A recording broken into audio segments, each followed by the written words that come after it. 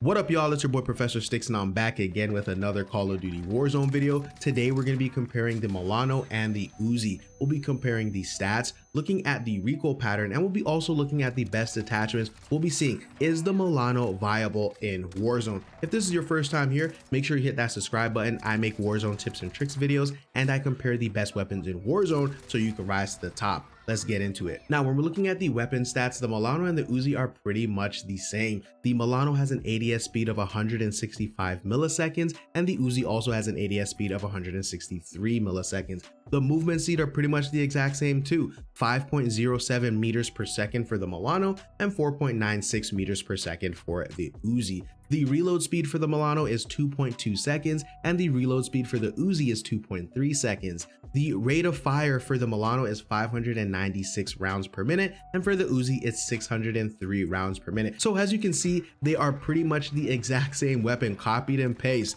There are no real significant differences between the Milano and Uzi when we're looking at the weapon stats. Let's take a look at the damage profile. Now, the Milano does 55 damage to the head, which means it's going to take 5 shots to down a fully armored opponent. Same thing with the Uzi, 55 damage to the head, 5 shots to down a fully armored opponent. They both do 34 damage to the chest, which means it's going to take 8 shots to down a fully armored opponent. Now, keep in mind that both of these weapons do have a damage fall off, the Milano at 16 meters and the Uzi at 15 meters. Now, both of these weapons do have an open bolt delay. The Milano has a 66 millisecond open bolt delay, and the Uzi has a 67 milliseconds open bolt delay. Pretty much the exact same thing, no difference here. All right, so let's get into the time to kill. Now, keep in mind that both of these weapons have an open bolt delay, and I've already included them into the time to kill for both of these weapons when we're looking at these stats. The Milano, if you hit all of your headshots, you are going to down a fully armored opponent in 469 milliseconds. And if you're hitting all of your chest shots, it's going to be 771 milliseconds,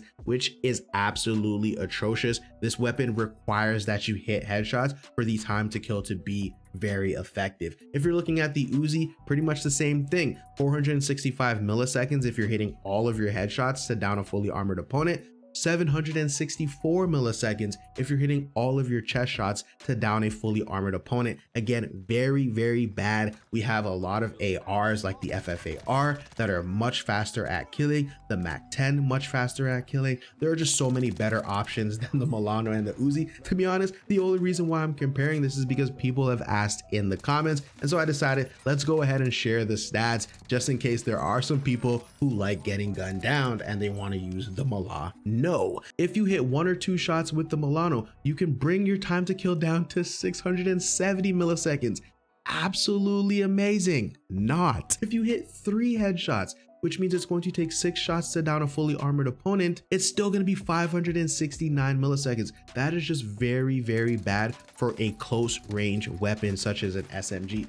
The Uzi is pretty much just as atrocious. If you hit 1 or 2 headshots, it's going to be 664 milliseconds to down a fully armored opponent. And if you hit 3 headshots, it's going to be 565 milliseconds. Honestly, this is the reason why Warzone is so boring. You have an SMG that is literally useless. Nobody would use the Milano in Warzone, and nobody uses the Uzi.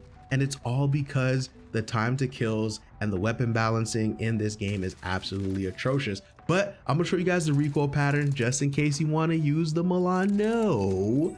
Let's get into the recoil pattern. All right, guys, so for the recoil pattern, we have the Milano on the left and the Uzi on the right. Both are pretty easy recoil patterns to control. The Milano is a little bit weird. It goes straight up, stops for a few bullets, and then comes down and then continues to go vertically to the right. But again, it's still super easy to control. Whereas the Uzi, it does have some horizontal bounce, some randomness in that horizontal recoil pattern. But again, still super easy to control, especially in close range combat. All right, guys, let's get into the situational use. I'm not gonna sit here and pretend like the Milano, and I keep saying no because you don't want to use this weapon. It is not viable in Warzone. It is a joke of an SMG. The TTK is just not competitive with top SMGs in Warzone, and even close range ARs like the FFAR, the Groza, the AS Val are just better. The Ram 7 are just better than using this SMG. It's great at close range, but that's about it because it has no recoil. You can hip fire with it very easily, but what's the point?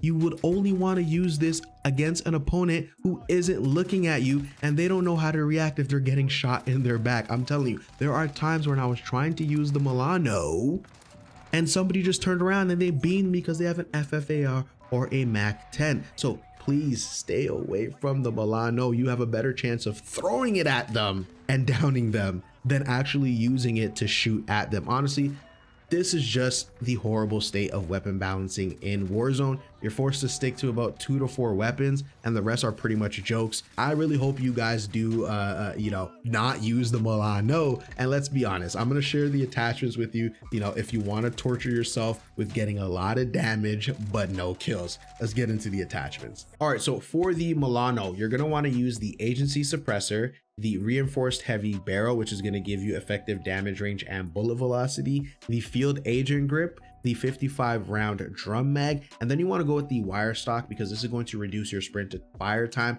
Listen, you already have a penalty of the open bolt delay. The weapon already sucks in terms of its time to kill. The last thing you want to have is a slower weapon by having that open bolt delay plus the sprint to fire time being larger. So you kind of want to reduce that sprint to fire time, but it's up to you. Build it however you want. Really, this gun's not going to be effective in Warzone, so I wouldn't really recommend using it unless you're trying to just try different things out. For the Uzi, pretty standard build. You're going to want to go with the monolithic suppressor, the factory carbine barrel, the Merc foregrip 50 round mag, and then the last attachment is really up to you. You can go no stock, you can go with attack laser, 5 milliwatt laser. It's up to you. Again, both of these weapons aren't really going to be viable in Warzone. So if you're building something, just build it for fun, build it for something you want to use. I don't know, throw on whatever, throw on a perk or something, do something different with it, try it out. Again, you're going to use this primarily as a joke in Warzone because you want to try something completely different. All right, guys, let's jump into my final thoughts. All right, guys, if you made it this far, I respect you because you really just like me, or you're crazy enough to think I still have more valuable things to share about the Milano or the Uzi. Honestly, guys, just don't use the Milano. All right, don't use the Milano. It is just bad. And the Uzi is also just bad. Maybe in season 1 or season 2, you could have used these weapons, but in the current state of Warzone, with the horrible weapon balancing, with the FFAR just being an absolute beam, with guns like the Ram 7, the Groza, the AS Val, there are just so many better weapons to use for close range combat than the Uzi. Stay far away.